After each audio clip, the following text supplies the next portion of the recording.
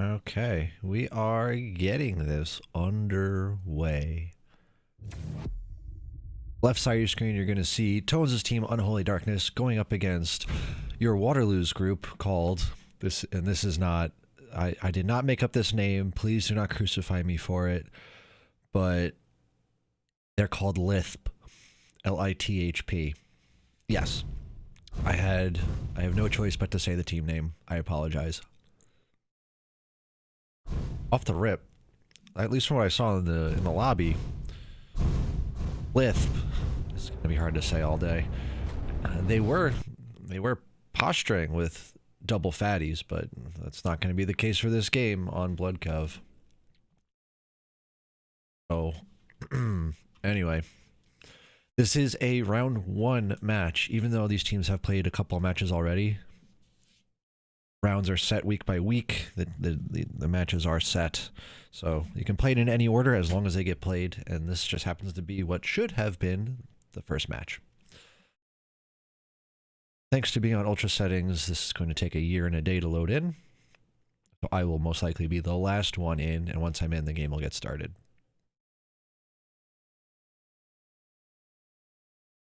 Blood Covenant, though, priority is most likely going to be rail side base, whereas the mega side base, not exactly as coveted, even though it is called Covenant.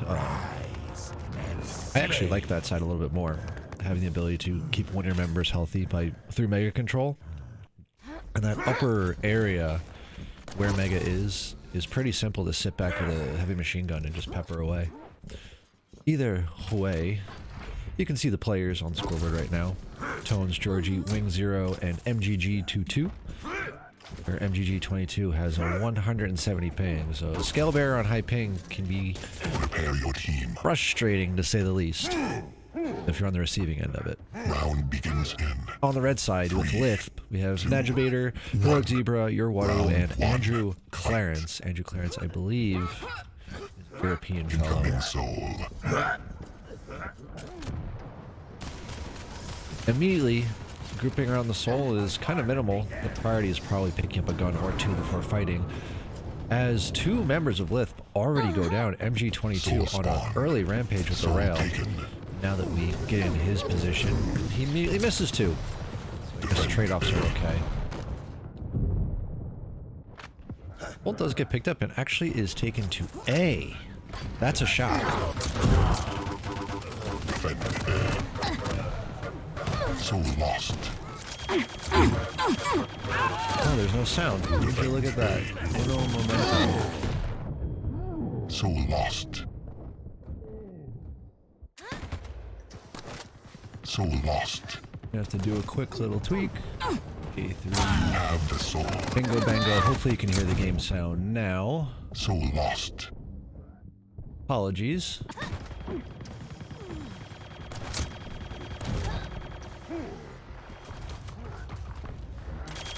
So anyway, everything I said was probably missed on the stream, so everything should be back in action now. The soul.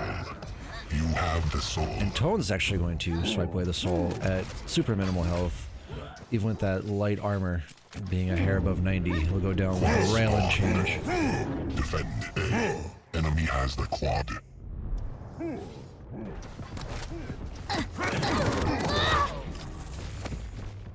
Defend A. Let's get back into things, because I have not been focusing on the right players as of yet. I haven't even been focusing on the quad. Waterloo with the quad, able to bring the soul off point. He's not the carrier, but able to defend his teammates so they can pull towards ladies. They'll make their way towards the rocket area. I do like this sort of move, where instead of going through the ladies portal, you drop down by heavy machine gun.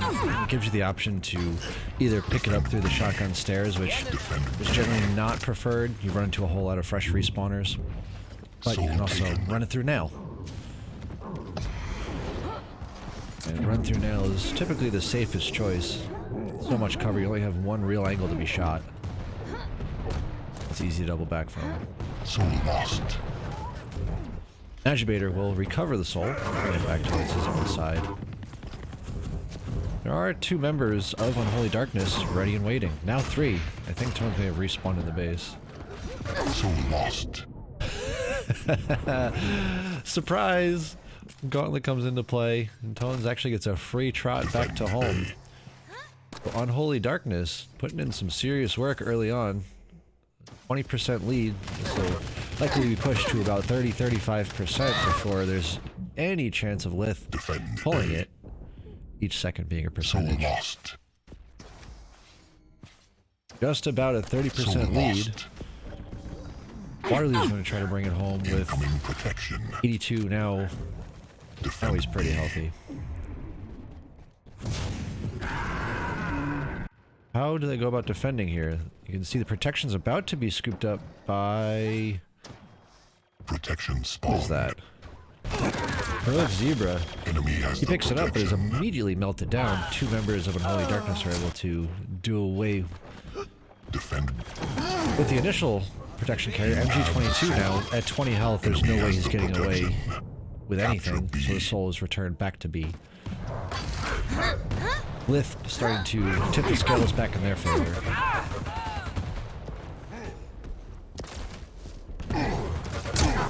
Heroic Zebra taking his claim on the rocket. A great spot to hold. Bridge is a very common push point, especially since heavy machine gun is a wondrous thing to pick up when trying to maintain bridge.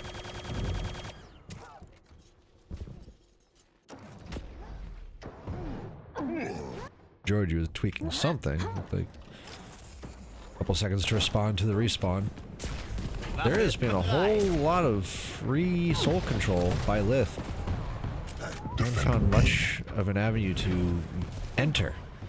Unholy Darkness only funneling in 1 to 2 at a time with 3 members and a couple of totems up. The health pool is looking mighty fine for Lithp. Saying Lithp all these times is going to give me a lisp. I know that's not exactly how it works, but that's how it feels. 25 seconds or so until the next power-up comes about, and you can't simply throw off the edge. You gotta run it off here. I don't understand why that's the game design, but for Blood Cove, them's the breaks. A couple more seconds, you will be seeing that quad come up. Who is on it right now? That's MG22 combined with Georgie. Georgie in a gauntlet battle against Heroic Zebra. Heroic Zebra is going to take advantage, pick up the quad for himself. I'm surprised Georgie went for the gauntlet battle playing on Nyx. Nyx already has such a small health pool, and I think he was lacking in armor. Possibly hoping for the surprise factor. That's not going to be too great. Due to the quad going to Lithp, I think that's going to be round number 1 over to the left side. That was a pretty simple take.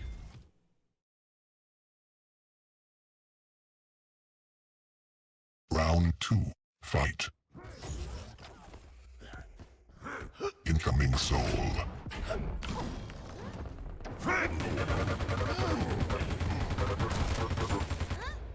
What can Unholy Darkness do about the early game? I think that that's pretty crucial in terms of controlling the rest of the round. Soul taken.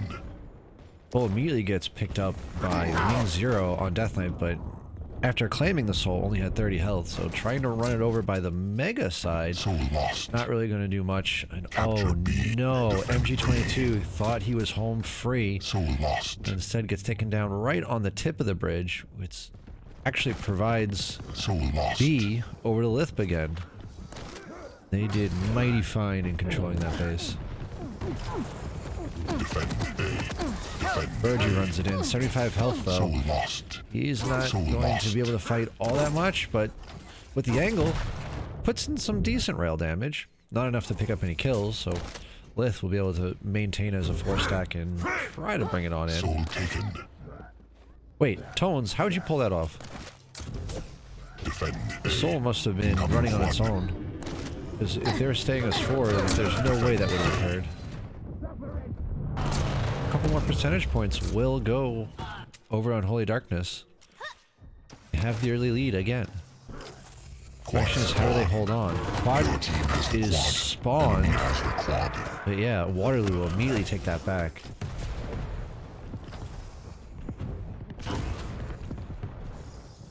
Shotgun quad is such a stupid, devastating combo.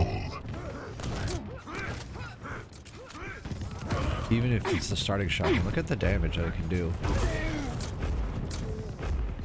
It's crazy. Seriously crazy.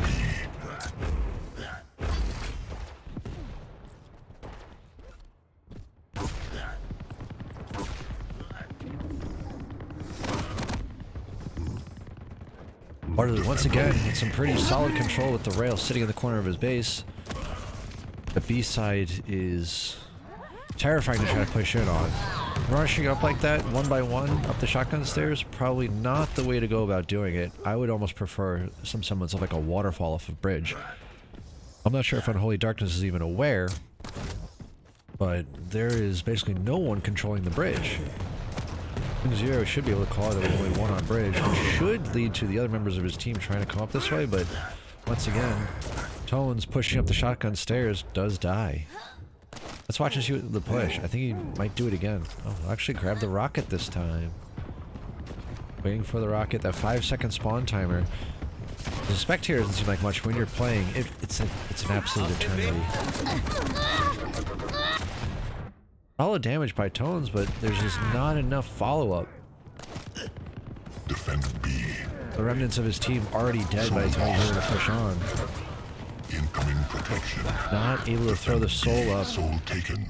Wing Zero does go down, as does Georgie. Tones, Soul lost. with a glimmer of hope, trying to get away, break away from the shotgun. Actually, MG22, this might open up to pick up the protection. Andrew Clarence thought that he was going to get that for free, but no dice. MG22, MGG22, with the slightly lucky respawn. Yeah, pushing through a narrow corridor, MG and nailgun being spammed away, not the best of decisions. Would probably prefer to double back towards the rail and drop in, not the rail, the rocket, and drop in on nailgun. This will Andrew Clarence to finish up the remainder of the protection, and I'm not sure how Unholy Darkness can take this back. I think that this might be a quick 2-0 for map number 1.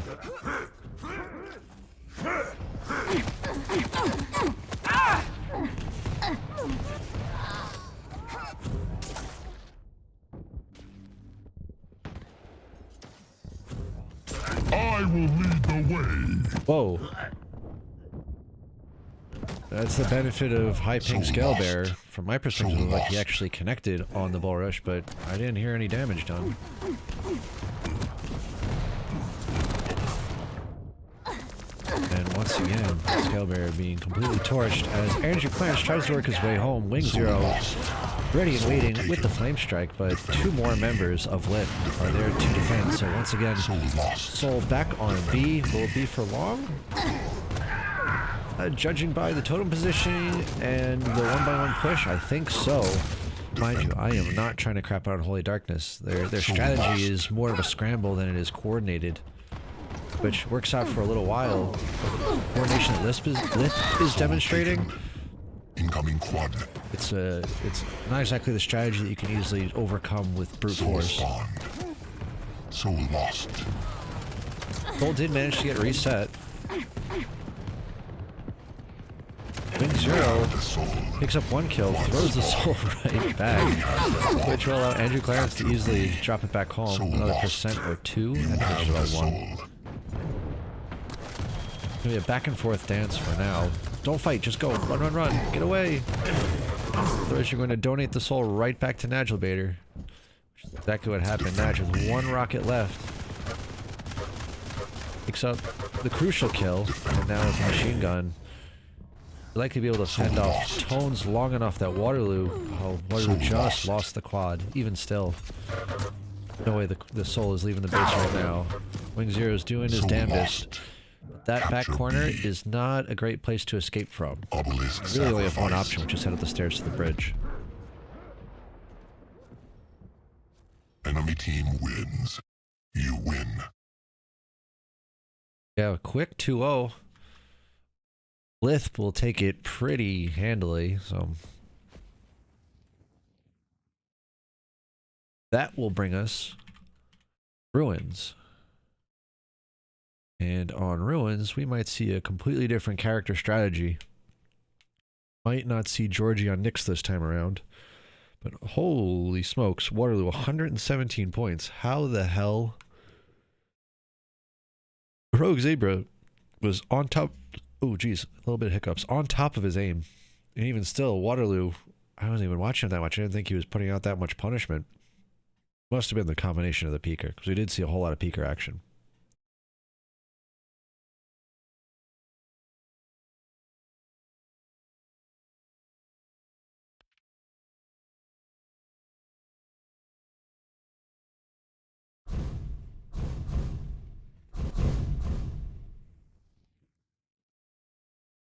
Like I was saying, next map going to be Ruins of Sarnath. If Lithp can hold on and assert their dominance continually, this might be a very quick 2-0 week 1 match, which we've seen a couple of times. And I'm not sure if we've actually seen a church map played yet. If I'm not mistaken, maybe all week 1 matches thus far have been 2-0s.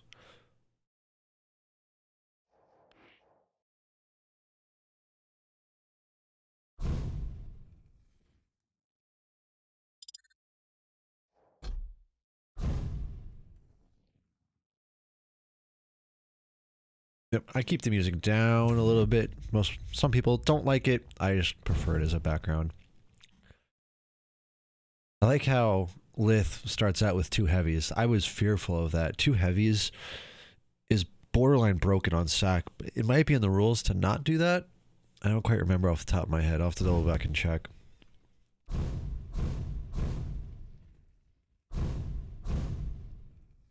Similar composition for Unholy Darkness. The only thing changing out is Georgie on BJ Blazkowicz. A Keel coming out for Heroic Zebra this time around. I dig that. I think Keel is super strong on this map. I think it's a better pick than Scalebearer. Some people can argue otherwise, but if you're going to take that lower railside base, Keel is monumental. You can sit up on that T connector, and with a rocket, even though Keel only has 3 grenades, only having 2 of them will shut down that push. That is assuming your teammates can hold tight on LG stairs, because everything else is simply denying the rail push. And that's the easier thing to do, because a Keel sitting up top of T can fire down, then you have a couple separate angles to shoot in on that rail door. And slay.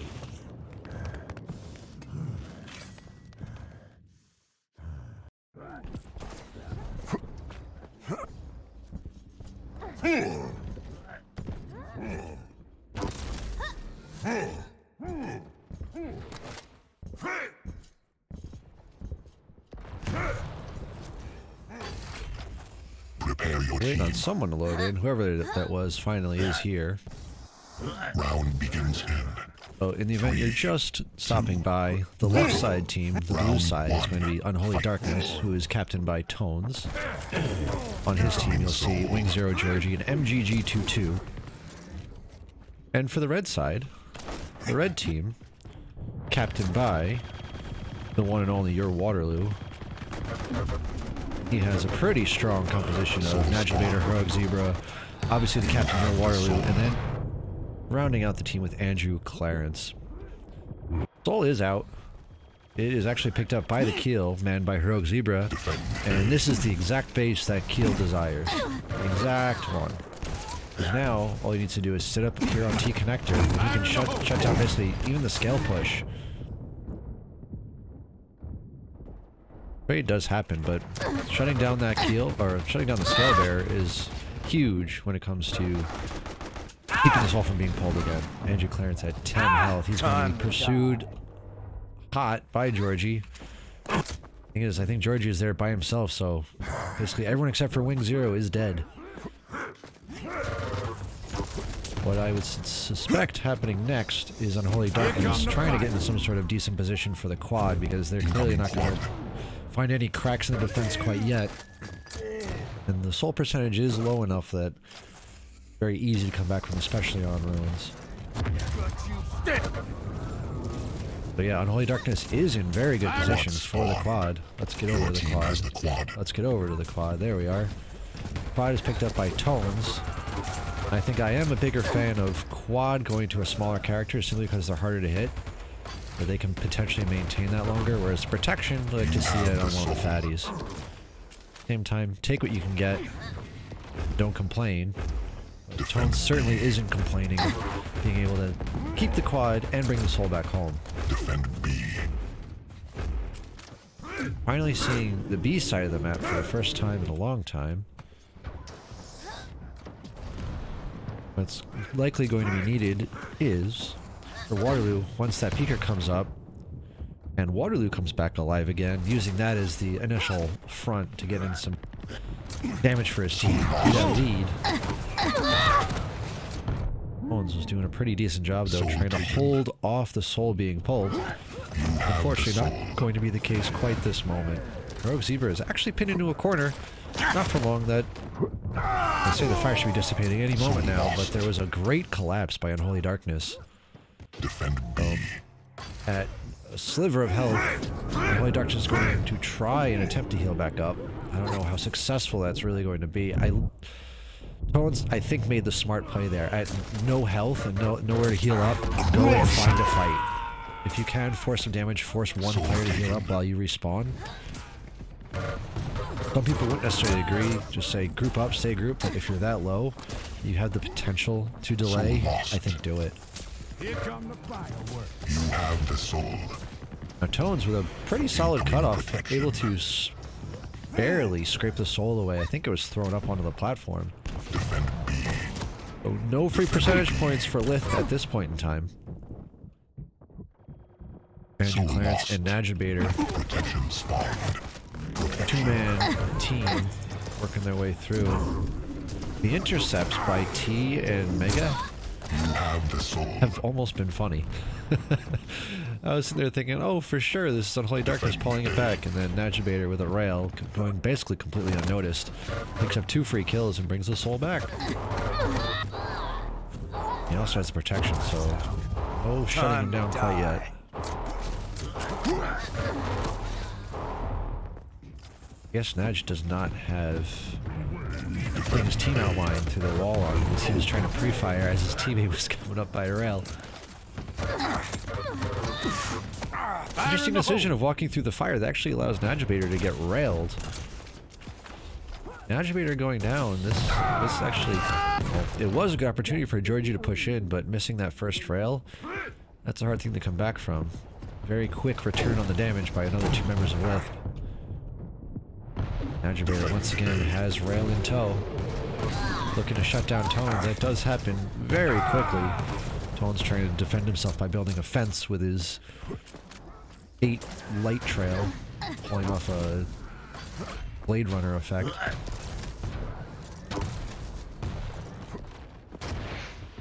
At some point, MG22 just suicide. I don't know what happened.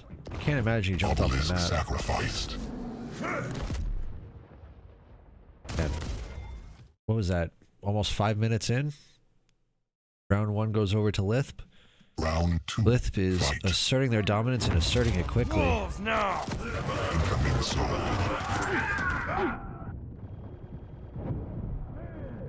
I'm with half a mind to say that Unholy Darkness maybe should just let Lithp get the first soul deposit. It seems that Unholy Darkness, they managed to basically get it first or have that first 25-30% of soul, then their game plan kind of disappears. They kind of get confused. But early game, they do a pretty solid job of sticking together.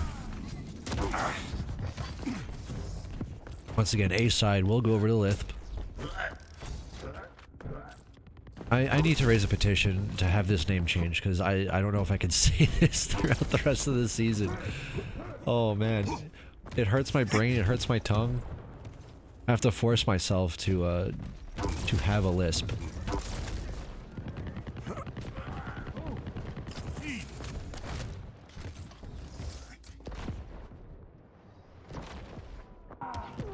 I'm dancing back and forth along T. Mega, as you can see, is now back up, but no one's really getting that timing. It's going to be all about flooding bodies onto the point. Incoming quad.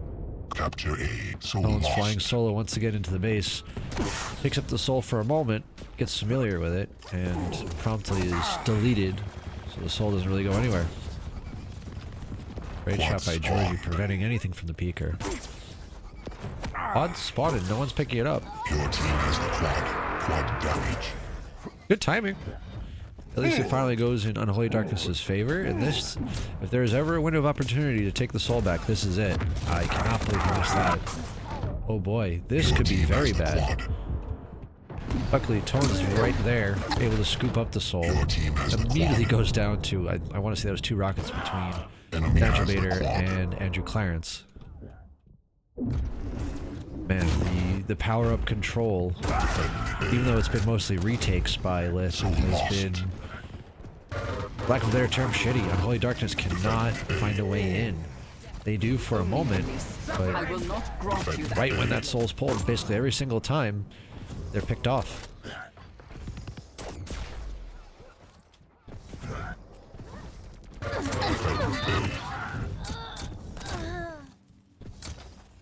Beat LG by Waterloo. 20% to go. That only means 20 seconds or so in game Here time. come the fireworks. It can hold off basically 2 pushes. Right now I consider this push number 1 being held off with now 3 members of Unholy Darkness going down. Sustains you. This is going to be basically Unholy Darkness needs to regroup and storm the front, push in through tribal or something. Tone's doing his trademark thing of entering solo, sitting in his trail. But the trail doesn't block anything. It's not a wall. It kind of clouds vision. Unholy Darkness trying to make something out of nothing right now, as the soul is on the cusp of being returned. But 3 members of Lithp able to stop that push mere inches before getting back on the totem. Oh, and they're also going to be able to secure protection. I don't think there's any hope for a comeback now. This is quite the painful match for Unholy Darkness. This actually might be 100-0 for the round.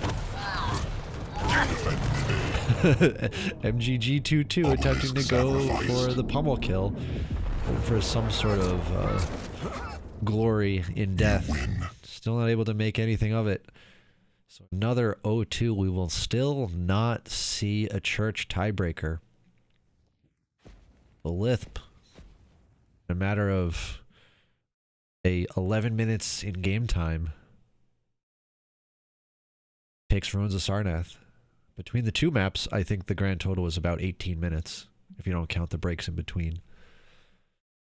So, that'll be it for this particular match.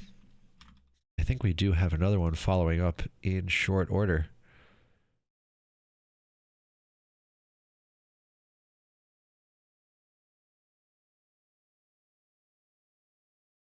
So in terms of what could be done for Unholy Darkness, I'd say priority number 1 is figure out how to regroup. Because yes, Slash is very quick. Slash can be a big distraction. It can force people back to the soul. But if the enemy team already has the soul and you're calling them back, then they're already on defense. It's a stupid observation, but you got to have a way to either force the enemy off the base by killing them or pulling them away to like a power-up, or keeping them split by being forced to defend the base and pull a power-up. A regroup would be crucial. You have better odds of forcing the respawn by going in as all 4 than you do by trying to trickle in, unless you pull off a strategy like Ed's forehead. Where Ed on Slash, he will zoom around the map. He really won't stick on the point. He'll try to fly through the base and just keep laying down shotgun until his team jumps in. And then once he has a member or 2 there to back him up, then you can commit to pull that soul.